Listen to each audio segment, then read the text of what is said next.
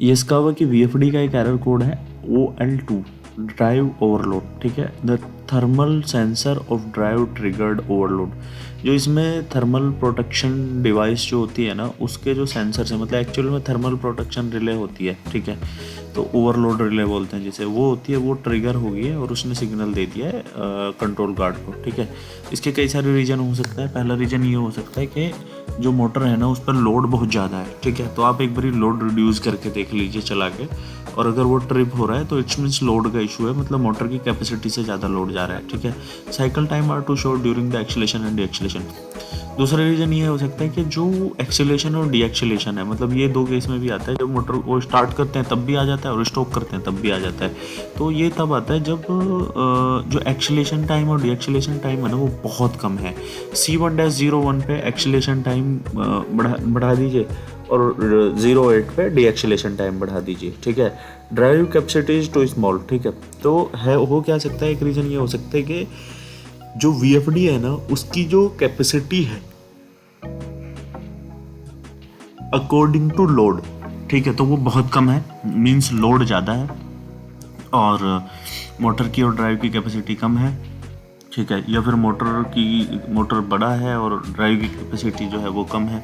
तो ये भी रीज़न हो सकता है। अगर ये रीज़न है तो आपको क्या करना है उस केस में, आप ड्राइव को रिप्लेस कर लीजिए, ठीक है। एक हायर वर्जन की ड्राइव लगा दीजिए या फिर एक लार्जर वर्जन होना चाहिए, ठीक। Overload awkward when operating is low speed, ठीक है। ये एक बारी तब भी आ सकता है कि जब आप लो स्पीड पे चला रहे हो ना VF मोटर को, तो तब ये आ सकता है। तो एक बारी क्या करना है हमें, एक बारी इसकी स्पीड बढ़ा के देखनी है, ठीक है। Reduce the torque compensation gain, अच्छा, तो एक बारी मोटर की स्पीड, VFD की स्पीड बढ़ा के देखनी है, ठीक है। और या फिर लोड कम करके देखना है, ठीक है। तो ये भी रीज़न हो सकता है, ठीक है। तो एक बार ड्राइव को एक हायर वर्जन बढ़ा के, अगर प्रॉब्लम नहीं रिजोल्व हो रही है तो एक हायर वर्जन बढ़ाना है, ठीक है। और इसका एक रीज़न ये हो सकता है कि reduce the torque compensation gain. C4-01 में आप एक बारी इसका ना रिड्यूस, इसकी वैल्यू कम करके देखनी है, ठीक है ना, परसेंटेज में।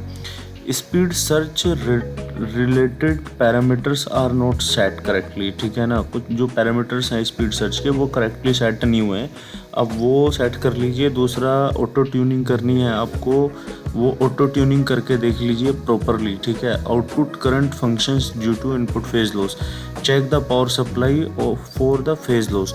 मतलब इसका रीज़न एक ये भी हो सकता है कि जो हमारे इनपुट सप्लाई है उनमें से कोई सा एक फेज़ लॉस हो सकता है, मतलब VFD पे प्रॉपर एक फेज़ नहीं पहुंच पा रहा है, ठीक है। तो ये भी एक रीज़न हो सकता है। चलिए, आपको, मुझे लगता है कि अभी आपको प्रॉब्लम समझ में आ गई होगी, स्टेप बाय स्टेप समझा दिया है कि कैसे रिजोल्व करना है। अगर फिर भी आपकी प्रॉब्लम रिजोल्व नहीं हो रही है तो आप मुझे मेल कर सकते हैं, और आपको अगर वीडियो हेल्पफुल लगा हो तो आप चैनल को सब्सक्राइब कर लीजिए। रिक्वायरमेंट हो तो आप मुझे मेल कर सकते हैं aldomindia@gmail.com पर। एक बुक का लिंक मैंने नीचे डिस्क्रिप्शन में दिया हुआ है, आप उसको परचेज करके पढ़ सकते हैं। ऑटोमेशन की बुक है जो आप